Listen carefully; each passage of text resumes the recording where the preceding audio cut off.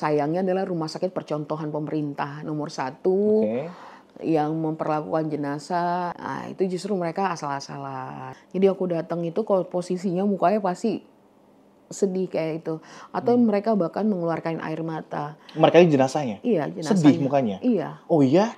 Setelah itu baru deh gue dapat pesan-pesan dari jenazah gitu. Wow. Oh ya? Iya. Pesannya gimana maksudnya?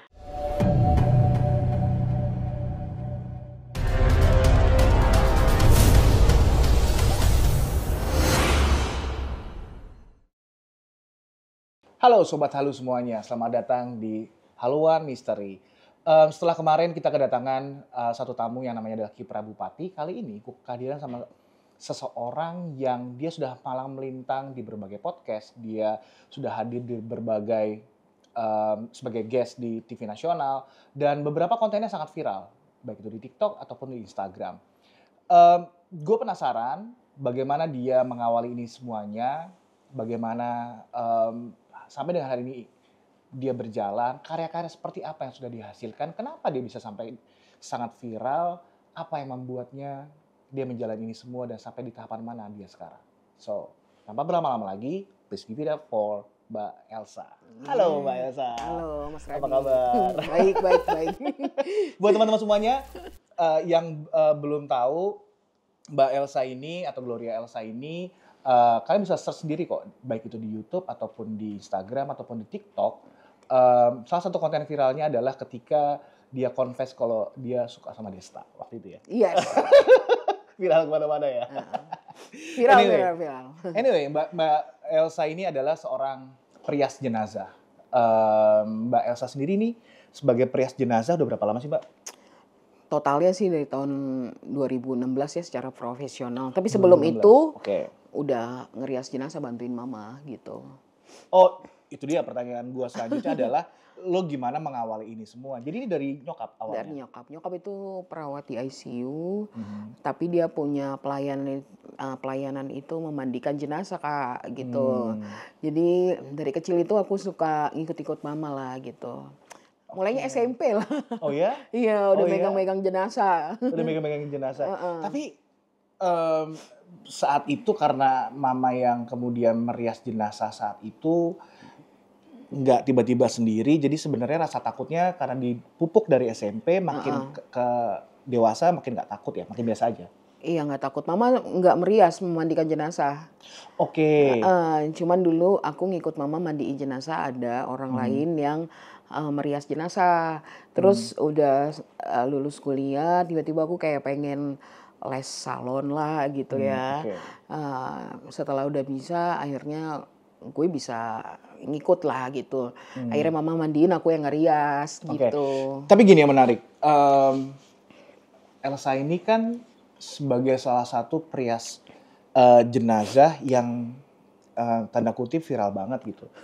Yang lebih dikenal dibandingkan dengan yang lain. Sebelum Elsa itu tapi profesi sebagai perias jenazah itu udah ada belum sih? Sebelum aku? Oh banyak. Oh banyak ya? Tapi udah sepuh-sepuh. Oh biasa sepuh-sepuh. Oh yang anak muda pertama kali berarti Elsa? Iya. Wow menarik. Tapi gini deh, maksudnya aku kan nggak tahu ya karena aku kebetulan Muslim. Kalau misalnya Nasrani, kalau misalnya meninggal, apakah memang itu sebuah keharusan, wajib dirias atau kalau enggak pun nggak apa-apa sebenarnya? Nggak wajib sih. Nggak itu wajib. adat istiadat kayak, tapi memang di ajaran agama kita juga diberitahu kalau kita meninggal itu kita bakalan menjadi pengantin Tuhan.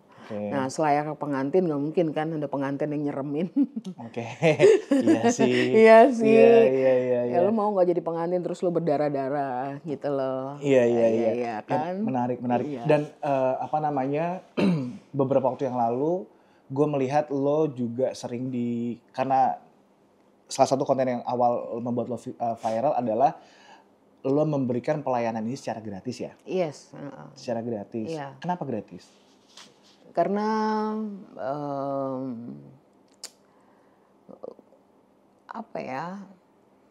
gue merasa banyak orang yang mempergunakan bisnis kematian untuk justru malah mempersulit keluarganya. gitu loh. Jadi gini, sometimes mungkin ada orang yang mampu, ada orang yang nggak mampu kan Kak gitu. Nah part emang yang merawat jenazah itu part yang lumayan mahal itu merias jenazah sebenarnya. Oh iya. Iya, pemulasaran jenazah lah ibaratnya. Oke, kalau ngomongin mahal Prosesnya. tuh di range angka berapa sih?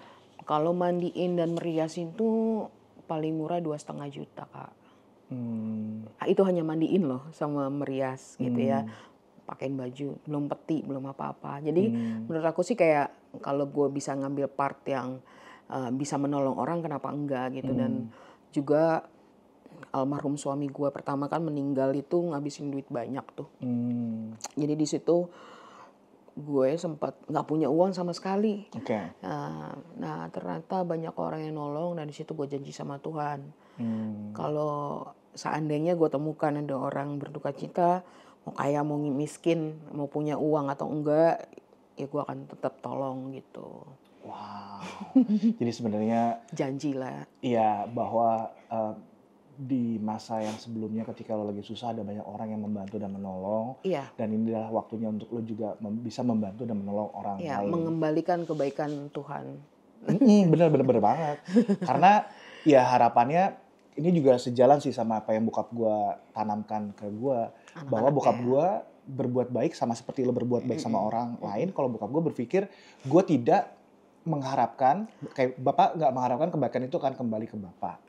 Tapi bapak berharap kebaikan itu ya turunnya ke kamu, Ke anak-anak. adikmu, iya, supaya dibantu sama orang. Dan Betul. gue memang merasakan manfaatnya itu. Maksudnya gue juga banyak dibantu sama orang. Ya mungkin karena kebaikan dari bokap gue. Mudah-mudahan kebaikan lo ini nggak cuma kembali ke nanti putra-putri lo segala macam, tapi orang-orang sekitar lo. Iya, betul-betul. Menarik. Tapi gini, gue tuh gini, profesi sebagai perias jenazah ini adalah sesuatu profesi yang jarang banget, marketnya niche banget gitu kan. Profesi yang nggak mungkin dijadikan cita-cita Iya juga waktu sih. anak-anak, bener nggak? Iya. Kamu pengen apa jadi kalau besar? Perias jenazah? Nggak ada. Tapi gini, proses dan tahapannya itu ketika ada orang meninggal, lo langsung ditelepon atau detik-detik ketika keluarganya tahu kalau ini famili akan meninggal langsung ditelepon atau gimana sih? Ada yang udah unfall di ICU, mereka telepon. Ada juga yang pada saat dia meninggal baru ditelepon. Ada juga yang sudah divonis dokter udah ngasih tahu aku gitu loh. Jadi macam-macam. Oke, kan kalau ngomongin orang mendapatkan musibah, akan ada satu familinya mereka yang meninggal, terus Elsa ditelepon, kemudian datang. Kan prosesnya biasanya mereka itu diformalin ya? Iya, diformalin. Diformalin segala macam. Ada perubahan warna nggak sih dari tubuhnya mereka? Pasti ada kan? Ada, tergantung sakitnya apa, penyebab kematiannya. Kalau lo sakit liver, kulit lo akan berubah jadi kuning. Kalau serangan jantung jadi hitam. Kalau ada pendarahan bisa jadi biru-biru atau lebam-lebam gitu. Nah itu pertanyaan gue. Karena begitu kulitnya berubah warna dan segala macam, tingkat kesulitan untuk ngeriasnya juga beda-beda dong. Iya betul, beda-beda. Gimana cara lo? Jadi kalau kayak gitu sih jatuhnya kita harus main kontur. Makin make krim kontur atau foundationnya, kita naikin tingkat atau turunin tingkat, atau kita ngambil warna-warna, misalnya dia kuning kita cari opposite-nya jadi warm tone kayak gitu-gitulah. Kayaknya laki kalau gue jelasin nggak ngerti deh. Iya, gue nggak ngerti sih. Tapi mungkin pendengar gue juga banyak yang perempuan kan, yang mereka lebih mengerti. Pokoknya intinya sih kesulitannya berbeda-beda ya. Karena gini, menurut gue perubahan warna ini kalau kita ngomongin tingkat kesulitan, mungkin ini adalah tingkat kesulitan yang paling rendah. Rendah. Paling rendah kan? Maksudnya lu bisa setiap hari berhubungan, lu bisa mengatasinya. Yang sulit itu gimana kalau dia korban kecelakaan? Atau misalnya korban kekerasan, ada jahitan atau apa? Gimana? Pembunuhan. Bunuh diri. Pernah juga? Iya dong. Wow. Oh iya? Iya. Oke, terus? Tingkat kesulitannya dari mereka itu gimana caranya kita sebagai perias jenazah membantu dokter forensik ketika mereka satu misalnya melakukan otopsi, kita bisa nutupnya. Jadi kita punya kayak beeswax Kak buat nutupin luka itu sehingga apa namanya kita bisa nutupin luka. Terus kalau korban kecelakaan untuk luka-luka yang membesar atau melebar dijahit dulu oleh dokter. Saya nggak punya andil untuk Ya, ambil kegiatan proses part penjahitan. itu, tapi aku menutupi dan ya supaya cantik aja sih si atau ganteng gitu ya jenazahnya supaya layak aja. Tapi bisa tertutup ya? Maksudnya Bisa. ya Ada dimaksimalkan lah ya. triknya, dimaksimalkan. Tapi ada juga beberapa yang nggak tertutup juga. Gitu misalnya kayak luka yang boroknya satu muka atau ada luka yang kalau aku ada jenazah yang nggak akan bisa aku rias itu ketika jenazah itu tenggelam, Oh, karena bengkak. bengkak dan apa kulitnya udah ngelupas gitu loh Kak. Oke. Membengkak. Terus ada juga yang tidak ditemukan, jenazahnya tidak langsung ditemukan, itu biasanya membusuk gitu. Oh, oke. Korban-korban hilang, korban-korban. Iya kayak gitu-gitu aku nggak bisa. Tapi kalau seberjalannya waktu aku jadi perias jenazah sih masih bisa dihandle. Tapi kalau udah nggak bisa dihandle, paling nggak kita ngakalin ditutup pakai plester gitu. Oke, Gitu. luka-luka ditutup pakai plester baru di make up. Di make up kayak gitu. Oke, aku tanpa bermaksud merendahkan keluarga yang pernah mengalami hal ini, kan sudah beraroma tuh Kak. Yes, okay, of course. Nah, how you handle that? Ya, gimana ya? Mungkin karena ini sudah menjadi panggilan. Iya, ada beberapa kali aku sampai ngurusin jenazah muntah di depan jenazahnya, tapi ya udah. Oh, karena beraroma itu. Iya, baunya bau bangkai lebih dari bau bangkai yang bangkai-bangkainya gitu loh. Tapi kan kita punya kerjakan pakai APD, pakai masker. Paling nggak aku ngasih oil gitu loh. Atau aku seka lagi badannya atau aku pakein kayak kamper atau kopi. Jadi supaya untuk mengalahkan aroma-aroma tubuhnya. Untuk menetralisir dari aromanya itu ya. Yes, nah surprisingly sebenarnya banyak banget rumah sakit atau rumah duka itu masih jarang memandikan jenazah bersih. Hampir semua rata lah kalau dapat kayak gitu. Sebentar, sebelum kita lanjut ke sana, gue ada pertanyaan untuk itu. Gue yakin jawaban lo akan sangat panjang dan dalam. Gue masih pengen ngobrol di permukaannya dulu. Oke. Gini, karena kemudian lo kan gratis ya. Make up dan segala macam gimana dapetnya? Awal-awal ya? Awal-awal gue pertama kali itu ngelihat, jadi gue bantuin temen gue pindahan. Emang perempuan-perempuan kaya tuh senang banget beli makeup gak dipakai gitu. Cuman buat packagingnya lucu. Oh ini limited edition. Iya. Tapi makeup itu ada kadaluarsanya gak sih? Ada. Oh ada kadaluarsanya. Jadi pas pindahan itu ternyata katanya temen gue mau buang-buang makeup gue nih tanggal kadaluarsanya udah lewat gitu ya. Akhirnya gue karena dulu ngerasa ini pelayanan dan gue nggak punya uang untuk beli makeup, gue tampung tuh makeupnya. Lama-lama kok jadi ada beberapa jenis makeup yang kalau sudah kadaluarsa tuh justru kita makin enak makanya karena lebih oily. Oke, tapi kalau misalnya karena gue nggak tahu ya, makeup kadaluarsa itu kalau misalnya nggak dipakai ke orang yang masih hidup gitu, kalau dipakai sama orang yang masih hidup, efeknya apa di mukanya mereka? Iya, ada yang kena radang, ada yang kena apa segala macam jerawat. Gitu, jerawat. Nah itu dipakai ke mayatnya tuh jerawat enggak? Enggak lagi lalu. Enggak lah. Atau mayatnya komplain gitu kan, oh kok lu kasih gue makeup kadaluarsa sih gitu enggak ya? Enggak ada sih, tapi ada beberapa juga kayak modelnya foundationnya nggak gue kasih kadaluarsa. Jadi ya karena kalau foundation yang kadaluarsa itu kadang-kadang udah memisah Kak antara air dan si ininya. Oke. Tapi ada yang kemudian kalau kita ngomongin komplain, dari pihak keluarga pernah ada yang komplain nggak? Kok ini begini sih? Kenapa nggak bisa dibuat lebih bagus gitu? Nggak komplain sih, tapi mereka berdebat. Jadi aku di tengah-tengah.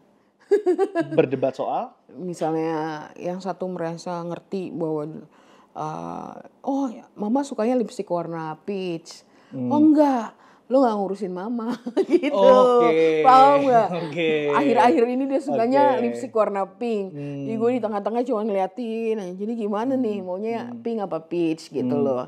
Tapi akhirnya kadang-kadang suka aku mencari jalan tengah. Kedua lipstiknya yang mereka pilih aku taruh di Atas bawah, atasnya peach, bawahnya pink. nggak Enggak dicampur dong. Kak. Oh, dicampur. Oke. Gila kali, lo mau karnaval di surga. Nah, tadi gue pengen ngebahas yang tadi agak lumayan panjang dan kayak gue rasa gue percaya lo akan sangat tajam apa opini lo tentang hal ini karena gini. Orang datang ke lo, menghubungi lo, tahu dari biasanya grup-grup keluarga atau ketika lo sudah viral di mana-mana. Tidak semuanya mereka dari keluarga yang mampu. Yes. Banyak dari mereka dari keluarga yang tidak mampu. Kalau kita ngomongin keluarga yang mampu, maka mereka cukup memiliki sumber daya untuk ke rumah duka yang mewah, terus kuburannya yang bagus segala macam. Tapi kalau kita ngomongin orang-orang yang tidak mampu, penanganannya misalnya di rumah sakit umum daerah, RSUD, yang gua kebayang tergantung jenis sakitnya apa ya, yang ada selang di mana-mana, ada lem yang menempel dan segala macam gitu. Bagaimana rumah sakit itu tuh menghandle jenazah sih yang lo tahu? Karena lo akan ketemu sama mereka setelah meninggal kan. Gimana rumah sakit yang lo tahu di Jakarta misalnya menghandle orang yang sudah meninggal? Nah, itu dia lagi. Sebenarnya kalau kalian mampir ke IG aku memberikan kritikan sangat keras dan memberikan masukan yang baik kepada Menteri Kesehatan, ya kan, bahwa banyak banget di Indonesia itu kita tidak punya namanya sekolah pemulasaran jenazah. Kita nggak punya sekolah-sekolah yang gimana caranya memperlakukan jenazah. Aku salut banget sama orang-orang Muslim yang mereka tuh punya turun-temurun itu biasanya anak-anaknya diajarin untuk memandikan jenazah dan kami tuh rata-rata yang orang yang di luar non Muslim itu nggak familiar. Oke, tapi segitunya banyak rumah sakit itu tidak dilakukan pelatihan Kak. Jadi mandiin asal-asalan dan aku sering banget memperbaiki pekerjaannya mereka. Misalnya mandiin nggak bersih, akhirnya aku mandiin lagi. Terus kalau misalnya ada jenazah yang pakai selang NGT atau sonde, artinya selang makanan masih menumpuk di sini. Itu nggak dikorek, itu ada di IG aku ngorek sendiri dan semua. Sebentar, aku nggak mengerti. Jadi si jenazah ini sebelum dia meninggal, makanan itu masuk lewat hidung. Iya betul, pakai selang yang di hidung itu. Karena mulutnya pakai buat oksigen mungkin gitu ya. Iya. Dan masih banyak. Masih banyak bekas itu dan itu itu seperti feses jatuhnya. Kalau udah ada penumpukan busuk makanannya di situ, susu ya. Mereka kan susu formula dan itu baunya banget Kak. Dan rata-rata mereka itu bisa memberikan aku tanda-tanda kalau mereka tuh sedih nggak dimandiin. Jadi aku datang itu kalau posisinya mukanya pasti sedih kayak itu.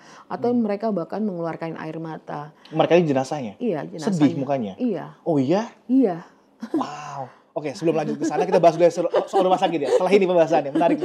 Aku berikin badan gue juga nih. Gimana? Iya, jadi ada beberapa rumah sakit yang sayangnya adalah rumah sakit percontohan pemerintah nomor 1 yang memperlakukan jenazah, yang justru rumah sakit itu salah satu rumah sakit yang ada apa namanya? Rujukan. Bukan rujukan, ada pelatihan untuk merawat jenazah. Nah, itu justru mereka asal-asalan gitu loh. Nah, di Indonesia itu memang kematian itu jenazah itu sesuatu hal yang menakutkan Kak, momok gitu ya. Karena kita dari kecil disuguhi sesuatu yang menurut gua horor tapi lebay anjir gitu loh. Maksudnya ya ketakutan itu kita terima kan. Jadi nggak banyak orang yang punya keberanian untuk benar-benar tulus ngurusin jenazah. Okay. Hampir mereka semua kerja di rumah sakit itu karena ya mereka digaji dan punya uang. Yeah. gitu. Tapi kalau untuk melihat panggilan jiwanya, gue kayaknya kalau lo panggilan jiwa lo nggak mungkin lah memperlakukan jenazah seperti itu gitu. Oke, jadi ketika kondisinya tidak begitu bersih, yang sebenarnya bukan tugas lo Yes. mandikan lagi. Gue nggak mandiin lagi. Lo bersihin ya? Tapi gue pakai seka. Jadi zaman sekarang tuh ada waslap yang isinya udah ada antibakterial dan ada sabunnya juga Kak. Oke. Jadi gue tinggal seka lagi. Rambutnya masih berminyak. Dan itu ada juga rumah duka yang kelasnya ya kita bilang kalau mau nguburin satu paket di atas 40 juta, 30 juta. Wow. Mandiin itu rambutnya masih gimbal itu jenazah. Gila. Dengan harga segitu nggak benar-benar dibersihin? Enggak. Wow.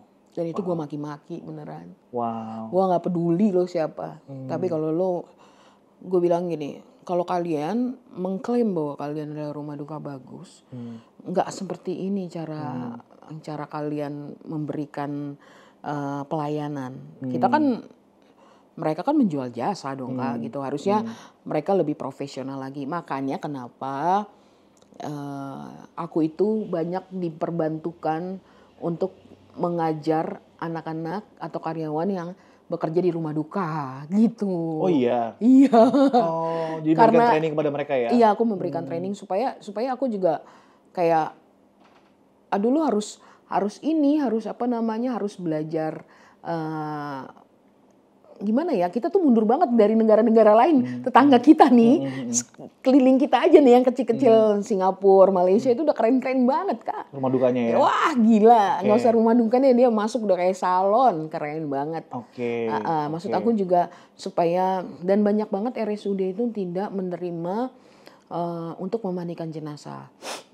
Jadi si keluarga yang mengambil bawa pulang? Iya, baru dibawa ke rumah duka. Iya, gitu. belum biaya ambulannya dan sebagainya. Yes, dan aku tuh pengen banget mereka itu biar bisa biaya mereka sampai meninggal itu di cover sama BPJS gitu. Maunya aku sih, iya kan, sampai ke liang lahat. Aduh nyari tanah kuburan susah Kak. Benar. Susah banget gitu loh. Oke, tadi lo sempat menyinggung soal ketika lo datang ada jenazah yang sedih, kemudian sampai keluar air mata segala macam. Iya. Itu real? Real, dan gue panggil keluarganya. Enggak, karena kalau lo panggil keluarganya. Yes. Kenapa gue panggil keluarganya? Supaya mereka tahu kondisi jiwanya dia seperti apa, si jenazah itu seperti apa. Makanya kenapa gue memulai sebuah pekerjaan itu selalu berdoa. Nah, doa gue itu dan lo menyentuh si dadanya, menyentuh dadanya, perutnya. Kalau di dada itu gue bilang kalau ada semua rahasia yang masih tertinggal, semua memori yang masih tersisa, yang sakit, yang membahagiakan, ya boleh diungkapkan supaya aku tahu gitu. Akhirnya kalau nangis pun orang pada bilang, oh ada beberapa yang ngomong cairan formalin, it's okay gitu ya. Tapi gue panggil keluarganya, ada juga beberapa yang nggak diformalin, mereka ngeluarin air mata dan gue kasih kok, gue ambil air matanya, gue kasih tunjuk mereka. Lu suruh cium, bau formalin enggak Kak, ini artinya air mata. Gitu. Jadi setelah itu baru deh gue dapat pesan-pesan dari jenazah gitu. Wow. Oh ya? Iya. Pesannya gimana maksudnya?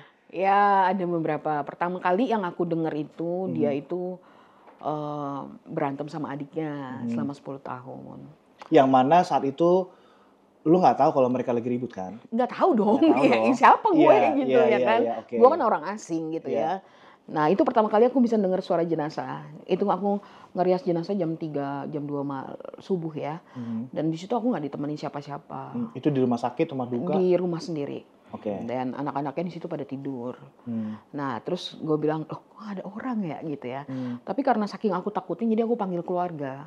Terus ada rasa takut berarti ya? Ada, sampai sekarang pun ada rasa takut. Takutnya bukan takut yang horor atau segala macam. Takut kalau misalnya kalau aku nggak sampaikan, aku akan kena tagih terus Kak. Paham gak sih? Kebayangkan gitu. Nah akhirnya aku panggil keluarganya. Nah pada saat aku panggil ternyata yang aku panggil adalah tepat anaknya si adiknya ini. Jadi dia nangis langsung melukin aku. Iya Kak, Mama sama Mama tua ya kita bilangnya ya, emang udah nggak omongan selama berapa tahun, 10 tahun, gini. Nah si jenazahnya berusaha mau masuk aku, karena aku berangkat sendiri, aku bilang, wah lu jangan masuk gue deh, gue sakit nih masuk IGD nanti gitu. Nah, Tahu dari mana kalau dia pengen masuk ke tubuhnya Elsa? aku punya banyak perasaan-perasaan kayak misalnya ditusuk, kayak dadanya di tajam gitu, terus apa pada saat aku ngerias tuh kayak modelnya tuh kayak merasa berat banget loh Kak di sini gitu loh ya. Gue nggak mengada-ngada ini gitu ya. Jadi surprisingly Kak, pada saat aku udah ngerias jenazah, akhirnya keluarganya cerita bahwa besok ada acara di rumahnya. Ternyata si jenazah tuh memilih orang lain untuk dia masuk gitu loh. Jadi kesurupan. Jadi dia abis itu ceritakan lah bahwa dia mau minta maaf sama adiknya seperti itu gitu. Dan kesurupan orang itu? Iya. Masyarakat luas dan keluarganya melihat secara langsung dong ya? Iya, secara langsung. Heboh banget dong. Heboh. Ada apa namanya, orang yang ketakutan, terus kemudian yang Iya, pastilah nggak mungkin. sedih segala Iya, macam. Wow. pastilah. Itu di depan mata sendiri lihat langsung. Iya, kalau mereka depan mata aku dikasih videonya gitu loh. Karena aku kan udah pulang kan besoknya. Oke. Tapi pada saat yang malam itu dia muncul langsung gitu atau Enggak, rasa? aku nggak pernah ngelihat orang wujud setan atau jenazah itu seperti apa, nggak pernah. Tapi aku cuma mendengar suara doang Kak.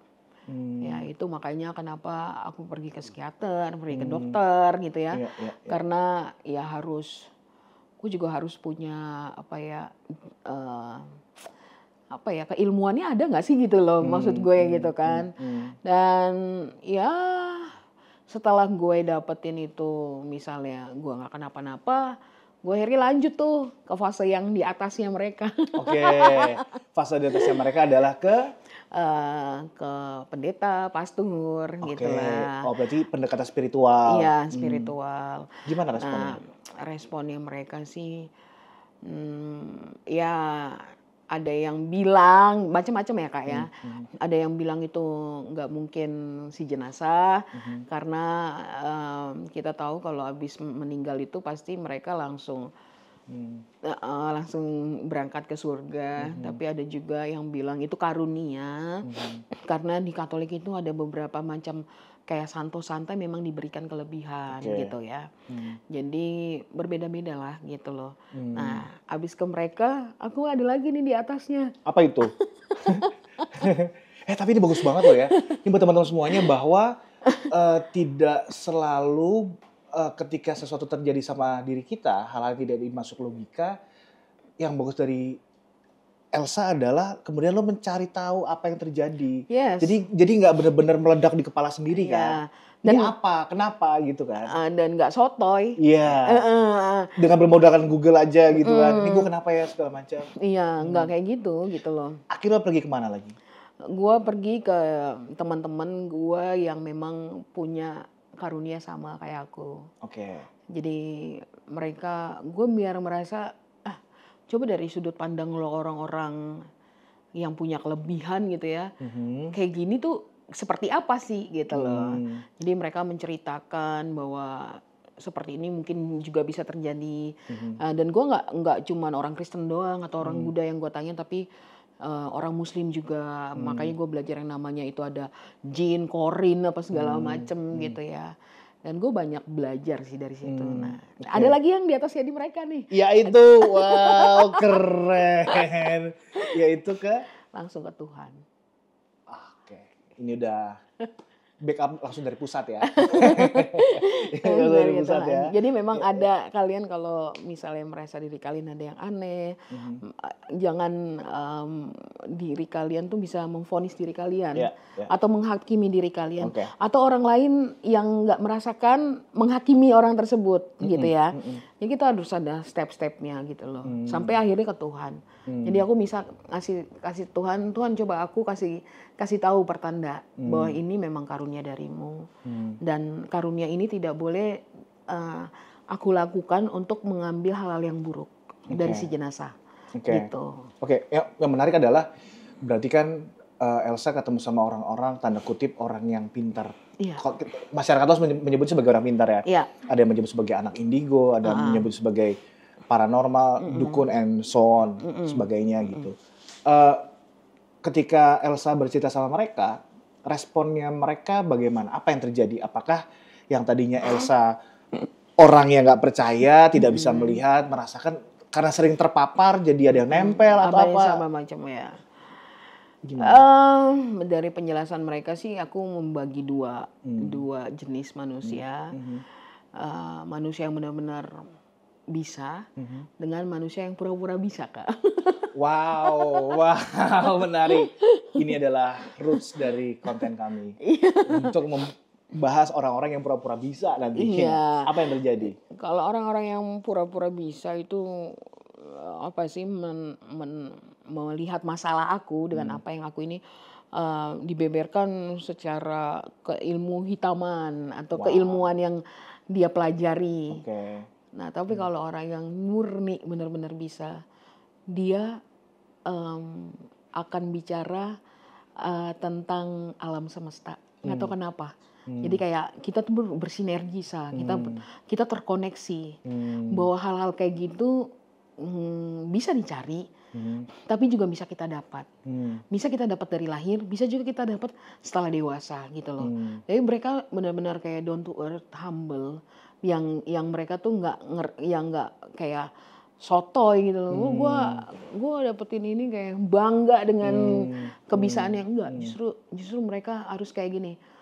Kalau lo dapat karunia itu, lo harus jejekin kaki lo di tanah. Lo harus lihat bahwa kalau lo berasal dari tanah. Dan rata-rata kayak gitu, Kak. Jadi bukan yang lebaf, show off atau lebay-lebayin atau segala macam, enggak kayak gitu. Makanya kalau lo lihat gue di konten horor, di podcast manapun, itu gue nggak pernah yang lebay-lebay bisa traveling atau jenazahnya, gue lihat jenazah atau kayak gimana, gue nggak pernah. Emangnya gitu. Ada kayak gitu? Ada loh. Dibilang katanya jenazah itu ada di podcast mana, dan itu adalah anak murid aku lagi. Gimana? Ceritanya gimana? Jadi ceritanya dia bilang katanya ini jenazah. Cerita halu ya guys. Jadi ceritanya jenazahnya bisa bikin dia muter-muter dari Jakarta sampai Cirebon. Gak mungkin lah anjir. Oke. Jadi gara-gara dia merias jenazah ini dia bisa pergi. Jadi dia katanya ngejek isi jenazah dibikin muter-muter lah sampai Cirebon. Bullshit man. Gak ada kayak gitu. Percayalah jenazah itu gak jahat. Iya. Yang jahat orang hidup anjir. Iya, benar. Mereka juga udah gak punya judgement dan segala macam kan. Benar. Kalau tiba-tiba jadi ada perjalanan astral dan segala macam. Itu menurut gue something gak masuk akal sih.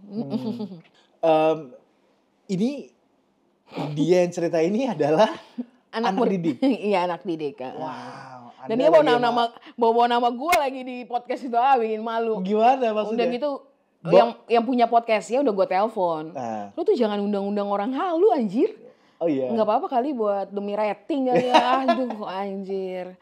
Maksud gue lo kalau punya podcast lo yang mendidik memang. Iya. Gitu loh. Bener. Jangan karena viral atau apa terus lo undang asal-asalan gitu loh. Tapi pertanyaannya adalah dia datang ke podcast itu bercerita pengalamannya dia ada perjalanan astral yang kalau para dukun orang pintar bilang ya, Jakarta Cirebon yang tidak masuk akal itu kan mungkin salah satu tujuannya adalah supaya si anak didik lo ini yang juga adalah perias jenazah mendapatkan fame.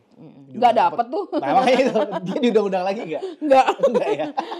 Karena menurut gue sih sesuatu yang dia diundang 2 kali di podcast itu dengan cerita yang berbeda, yang makin kesini makin ngaco gitu ya.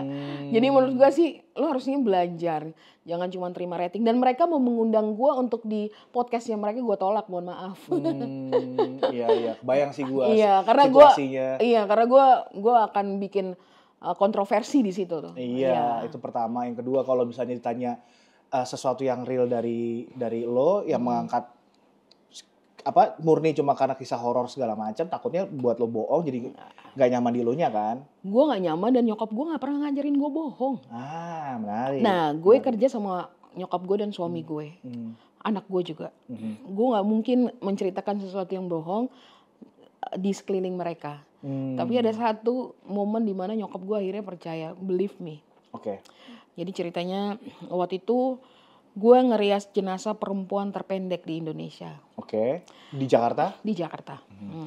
Notabene-nya dia sangat pengen kebumikan bukan di Jakarta, tapi di kota asalnya. Nah di situ Kota asalnya jauh dari Jakarta? Kediri kalau nggak salah ya. Jadi di situ aku ngerias sama mama. Lu tahu apa yang terjadi di gue? Gue itu tiba-tiba keringat dingin, jantung gue, pulsnya itu, nyokap gue kan perawat gitu ya. Pulsnya orang normal itu kan 60 sampai 100. Ini gue sampai 140. Wow. Kayak maraton kan. Terus udah keringat dingin, udah gemeteran. Terus aku udah megang coffin gitu, peti, udah gini. "Mah, tolong kakak mah. Ini orang mau masuk." Lo tau gak nyokap gue ngapain? Ngeluarin air mata, ibu tolong. Jadi she want to pakai tubuh aku untuk bicara sama keluarganya bahwa lu ribut nih. Lu ribut, tapi gue pengennya seperti ini gitu loh Kak. Itu nyokap gue sampai minta tolong, ibu kasihan anak saya. Tolong jangan masuk. Akhirnya nyokap gue lihat, secara orang medikal dia tahu kalau gue berbahaya kondisi gue, benar nggak? Bisa serangan jantung atau serangan apa. Dia tahu gue dalam kondisi bahaya. Reaksi keluarga saat itu gimana? Waktu itu aku lagi ngerias sama mama, nggak ada keluarga. Oke. Jadi keluarga masih baru, mungkin mereka capek atau semalaman di rumah. Jadi ada yang istirahat, ada yang terima tamu gitu lah. Jadi aku benar-benar berdua sama mama. Itu di situ aku bilang, "Ma, kakak udah mau mati nih," gitu. Wah itu sih nyokap gue langsung berdoa kan, namanya kita Katolik ya semua. Jadi ada namanya Santo Mikael itu emang pelindung dari roh-roh jahat. Itu nyokap gue sampai berdoa, Santo Mikael gini-gini. Nyokap gue ngeliat gue, aduh kakak, aduh Tuhan, tolong Tuhan gitu loh. Jadi di saat itu nyokap gue langsung, gila Kak. Berapa lama tuh prosesnya tuh? Itu prosesnya itu sekitar 10 menitan. Lama loh Kak. Lama loh 10 menit? Iya loh. Tung. Tangan gue udah tremor. Megang kuas itu gak bisa Kak. Jadi dia udah bisikin gue, saya mau pinjam, saya mau bicara. Wah gila sih. Gue bilang jangan. Jadi ada ribut batin ya kalau bilang kita. Karena lo tidak mengizinkan kan? Gue gak mau. Karena kalau kayak gitu ini gue cerita dulu ya sebelum ini ya. Jadi gue ada pengalaman diundang podcast orang, salah satu podcast itu memang gue dipaksa dibuka sukmanya untuk dimasukin semuanya di situ. Nah di situ di podcast itu gue ngerasa sakit banget Kak. Gue masuk rumah sakit sekitar 2 mingguan, nggak tahu gue sakit apa. Gue merasa setelah dari situ? Iya setelah dari situ. Kejadiannya kapan? Udah berapa tahun lalu gitu loh. Nah itu gue udah payah, udah segala macam, dan komunikasi gue sama orang hidup pun terganggu. Kayak gue ngerasa ngelihat orang hidup tuh, kayak telanjang gitu. Jadi gue bisa tahu nih, lo habis ngapain, habis ini, lo habis berbuat apa. Kayak sekilas tuh kayak scene film movie gitu loh. Iya. Dan di situ gue tersiksa, karena gue merasa kayak crowded gitu loh. Iya, dan lo nggak pengen. Gue nggak pengen. Bahkan waktu pada saat gue dimasukin itu, gue kan nggak sadar kan Kak. Begitu setelah gue nonton, lo tau nggak? Bahkan dari 3 semua setan lah kita bilangnya atau jin yang dimasukin ke badan gue, semuanya bilang ini orang baik, saya nggak mau di rumah orang baik. Cabut masuk lagi, dipaksa. Wah gila, ini gue merinding nih cerita nih. Sebentar, itu berarti di podcast itu hostnya adalah dukun atau orang pintar? Bukan, atau dia mengundang? artis. Oh itu rame podcastnya, dukunnya banyak. Bahkan dia di sekeliling itu memang dia sengaja ngundang setannya untuk datang. Oke, tapi lu tidak melihat secara langsung, tapi lu benar-benar merasakan tuh ya? Gue ancur-ancuran Kak di situ. Itu udah masuk, berarti kan gue udah hancur. Wah udah ngerasain semuanya, ada tremor apa segala macam. Tapi pada saat dimasukin gue ngomong apa, gue nggak tahu. Gitu. Berarti nggak sampai masuk full ke lo? Iya, masuk full ke gue. Masuk full ke lo, tapi lo tidak sadar saat tidak itu? sadar. Tayangan di kameranya gimana? Apa yang terjadi sama lo saat lo nggak sadar itu? Gue nggak sadar, katanya gue lihat di kameranya gue nari. Oh ya? Terus gue ngomong pakai bahasa yang gue nggak kenal, gue nggak tahu gitu loh. Hmm. Gue kan bukan penari anjir, gue jagoan. Iya. Iya iya iya iya Gitu iya. loh. Jadi Oke. kayak nggak mungkin deh gue nari-nari gitu loh. Kayak pas gitu, gue nonton tayangan itu gue malu sama diri gue sendiri. Oke. Gila lu Lu gampang bener-bener banget. gak sadar tuh ya? Gak sadar. Nah setelah itu, Sebentar, sebelum sampai setelah itu. Jadi proses itu berapa lama lu gak sadarnya itu di podcast itu? kalau nggak salah berapa lama sih ya? 20 menitan lah. Lama dong. Iya sekitar segitu. Cuman proses untuk masukin gue segala macam, nanti ditarik lagi, masukin lagi, nanti gue ngomong apa. Sampai ada 3 kali atau 4 kali, semuanya bilang, ini orang baik, jangan gitu. Cabut lagi. Gitu. Terus selesainya gimana? Dikeluarin? Enggak. Suami aku datang ngasih rosario. Karena udah gak tega. Nggak tega. Iya. Nggak tega. Dikasih. Rosario itu kayak tasbih. Tahu. Dikasih.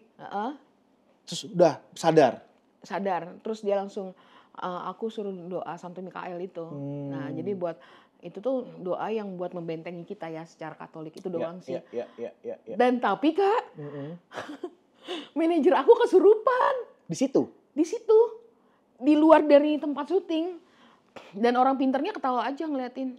Dari situ gue bilang, Kak, tapi sebelumnya mohon maaf banget, gue tuh nggak percaya nih kayak bener gini-gini. Kak, bener. Dan Karena ini gue lihat kondisi manajer gue itu dia, ini gue orangnya skeptik ya, sama kayak lo ya. Iya. Gue nggak percaya. Oke. Tapi pada saat gue ngomong sama dia, itu bukan suara dia anjir. Oke. Dan dia setelah itu, dia masuk ke IGD, masuk rumah sakit juga kayak gue. Dan Tapi kalau yang terjadi sama lo, gue bisa memahami ya. Maksudnya karena si orang pintar ini mencoba untuk memasukkannya ke dalam tubuh lo, yang mana lo menolak. Jadi mungkin ya dalam tubuh lo tuh ada banyak keributan segala macam. Pas udah coba dipaksa dimasukin, ketika sudah masuk dan lo nggak sadar, sampai dengan 20 menit badan lo hancur banget sih. Capek banget. Energinya udah parah lah gitu. Gue kan kayak tadi gue sampaikan ya, gue agak kurang begitu percaya. Tapi ya mungkin memang ini sejalan dengan statement gue yang di awal kita obrolin tadi, bahwa orang akan bisa mungkin menjadi percaya ketika mengalaminya secara langsung. Yes. Dan lo benar-benar mengalami secara langsung saat itu ya? Iya benar. Oke. Setelah dari situ lo cerita lo masuk ke rumah sakit selama 2 minggu, termasuk asisten manajer lo ini. Iya benar. Oke. Apa diagnosa dari dokter? Nggak ada, karena kan gue tes urin, tes darah, tes psikis segala macam, nggak ada, normal. Kecapean aja gitu ya, kali. Tapi HB gue rendah. Gue badan gemuk ini HB rendah, kayak nggak mungkin deh gitu ya kan. Makan gue banyak gitu loh. Gitu. Jadi ya itu sih lebih kepada hal-hal yang kayak gula gue rendah. Bayangin segemuk gue, gula rendah kan so impossible banget lah gitu lah ya kan. Tapi ya sudah gitu loh. Oke. Pertanyaan gue selanjutnya ya, gini. Saat itu memang ketika lo diundang ke podcast itu disampaikan bahwa lo akan dimasukin si makhluk-makhluk itu enggak. Atau on the spot langsung on the spot. Tapi pada saat datang memang gue udah lihat, udah curiga lah kalau misalnya gue lihat kok semua orang bakar kemenyan ya gitu. Ada proses bakar kemenyan. Ada proses bakar kemenyan. Terus yang itu tempatnya tuh yang tadinya biasa jadi kayak angker banget memang. Oh iya. Iya. Gue bilang angker banget karena ada kayak burung-burung yang hitam, gagak hitam. Itu udah mulai datang. Gue udah tahu nih anjir. Itu kan bukan secara mistis enggak ya, tapi secara alam semesta lah kayak gitu loh. Terus ada bulan nih langsung terang banget. Oh iya? Gitu. Iya. Oke, tanpa menyebutkan nama podcast ini apa,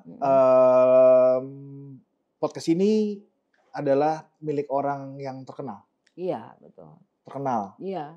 Wow, makanya dia punya kemampuan untuk ngajak si dukun-dukun, orang-orang pintar datang ke rumahnya untuk bikin konten ini gitu ya. Kalau dia mampu dan terkenal, apakah kemudian dia bertanggung jawab untuk biaya pengobatan? Enggak. Oh ya? Enggak. Tapi dia tahu lo masuk rumah sakit?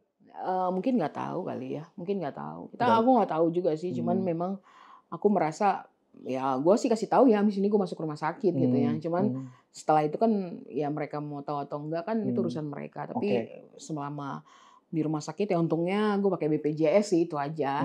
Cuman Oke. kan Hmm. biaya hari-hari itu kan memang ditanggung sama kita sendiri. Iya, Tapi it's betul. okay lah. Hmm. Buat gue sih itu sebenarnya kayak eh, dari situ mama langsung ngomong. Mhm. Makanya kenapa mama selalu ngomong, Mmm, Kak, mhm. bahwa sebelum podcast itu kamu harus bertanya, Mmm, apa yang akan terjadi di situ. mmm, Kenapa harus ada dukun-dukun, kenapa mmm, kayak penelusuran-penelusuran itu kalau kamu nggak mampu nggak usah. mmm, Karena memang mama lihat gitu mmm, ya, bukan apa-apa, akan jadi mmm, dilematik sama mmm, pekerjaan kamu gitu loh. mhm, Jadi akan berbentrokan gitu loh, mmm, akan banyak orang yang menghujat gitu loh, mmm, gitu oke. sih. Tapi apakah ini adalah pengalaman mistis yang paling serem yang pernah dialami? Enggak lah, masih banyak, Oh iya? Wah, ada banyak ya? ada Oke, banyak. gini, ini kan, gua percaya kalau lo Tapi mistisnya gue nggak semistis yang iya, orang-orang ceritakan iya, iya, ya. iya, iya, Tapi kebayang. menurut gue Mmm, itu mistis gitu ya, menurut oke. gue gitu Oke, loh. gini, kalau begitu pertanyaan pamungkas gua, pertanyaan Mhm, terakhir gua adalah, gue percaya bahwa lo sudah diundang ke banyak podcast, ke program yang menanyakan, pengalaman horor segala macam dan gue yakin lo udah capek banget tuh ngejelasin itu iya, semua, ya nggak sih? iya benar. Lo udah cerita ada ini, ada itu segala macam dan, teman-teman semuanya biasanya mereka juga sudah pernah melihat video lo di tempat yang lain, Yes. pengalaman-pengalaman horor dan segala macam. Pertanyaan gue lebih kepada ada pengalaman lucu nggak selama proses merias jenazah? Yang paling kocak, yang paling lucu, Ya banyak lah.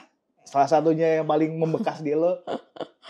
Jadi gue dulu pernah ngerias jenazah.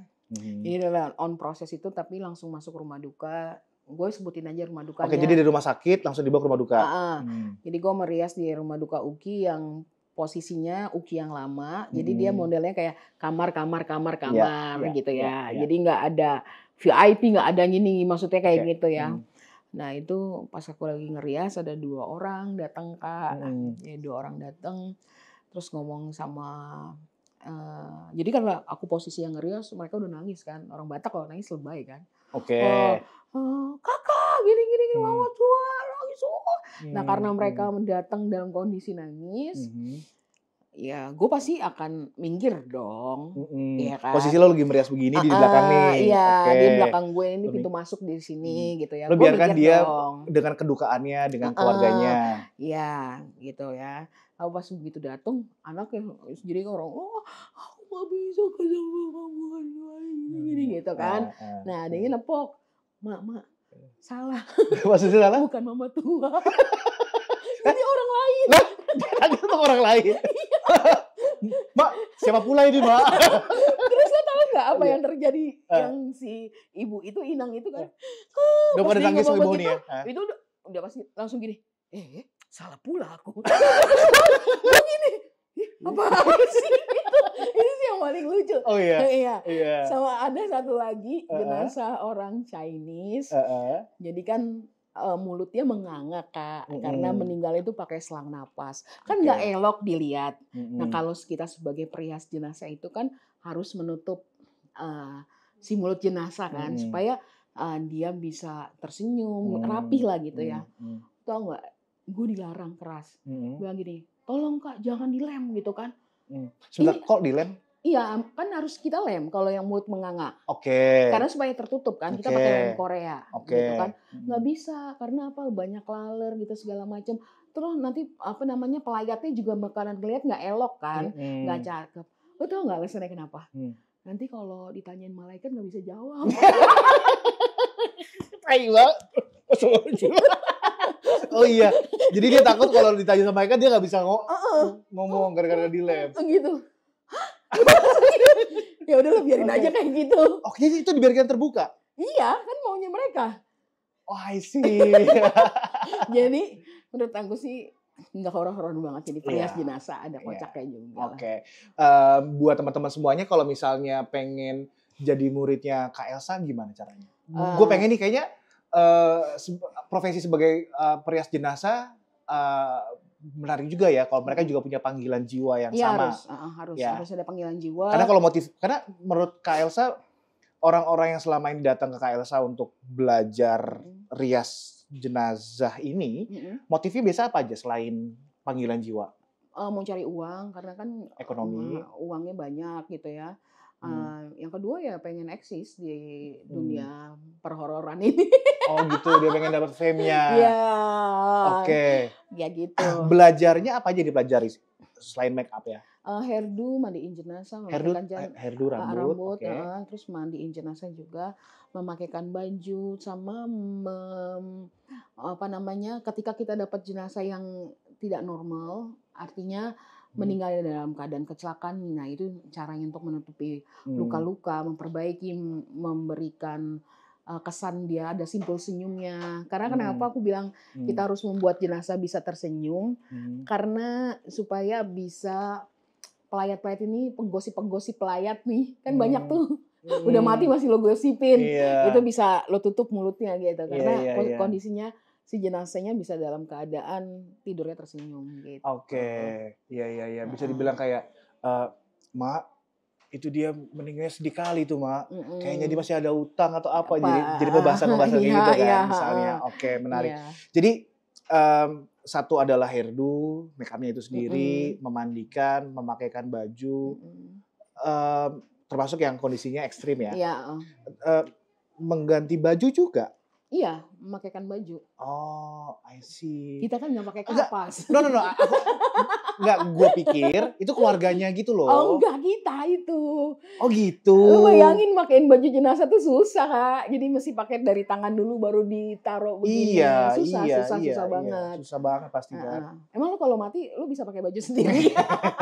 Gue minta tolong sama orang juga takut pasti orangnya. Iya, takut pasti kan. Oke. Benar-benar. Elsa, thank you banget udah datang sampai ke rumah hari ini. Nanti diundang lagi ya? Boleh. Nggak, karena satu hal yang menarik ini adalah Elsa juga menceritakan berangkat dari pengalamannya sendiri, bukan dari katanya orang begini segala macam. Karena kalau mungkin murid-muridnya Elsa yang juga kemudian diundang ke podcast yang lain, dia berangkat dari pengalaman atau ceritanya si Elsa juga. Kalau si Kak Elsa sih mungkin dulu kayak gini. Jadi ini benar-benar real dari Elsa ya. Yes. Ada banyak banget sebenarnya topik yang pengen dibahas. Terkait dengan hal-hal yang baik itu yang misteri, hal-hal yang lucu, ada banyak banget pengalamannya dari 2016 sampai dengan hari ini kan. Kalau misalnya orang-orang itu pengen keluarganya ada yang di Rias, menghubungi ke Elsa biasanya kemana? Ke nomor handphone aku sih. Nomor handphone berapa? 0812 9887 6465. Alright. Jadi kalau mau belajar bisa ke IG aku priasjenazah.gloriaelsa. Nah, aku juga sebenarnya senang banget, Kak, karena aku banyak banget orang luar negeri malah mau belajar ke Indonesia. Oh ya? Yes. Alright. Tapi aku nggak ngerti bahasanya mereka, karena ada yang dari Brazil, dari Puerto Rico, segala macam. Doain aja, mudah-mudahan mumpung di podcast ini ya, buat para orang-orang yang mampu atau pemerintah, monggo Indonesia. Aku memberikan masukan kalau bisa di Indonesia kita punya sekolah untuk pemulasaran jenazah. Jadi biar kualitas di rumah sakit juga lebih baik lagi, tidak ada lagi jenazah yang tidak layak dimandikan secara secara nggak baik gitu loh. Itu aja sih.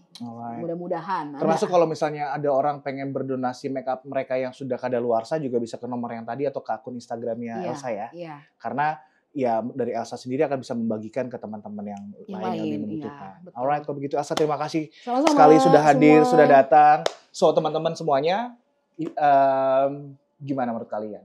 Cerita-cerita dari Elsa terkait profesinya menjadi seorang perias jenazah. Ada cerita-cerita yang mistis, ada cerita-cerita yang tidak masuk di akal. Apakah kalian percaya? Atau ini cuma cerita yang halu belaka? Terima kasih buat semua teman-teman yang sudah menonton, sobat-sobat halu semuanya. Terima kasih, sampai jumpa di lain kesempatan. Bye-bye. Thank you banget ya udah datang.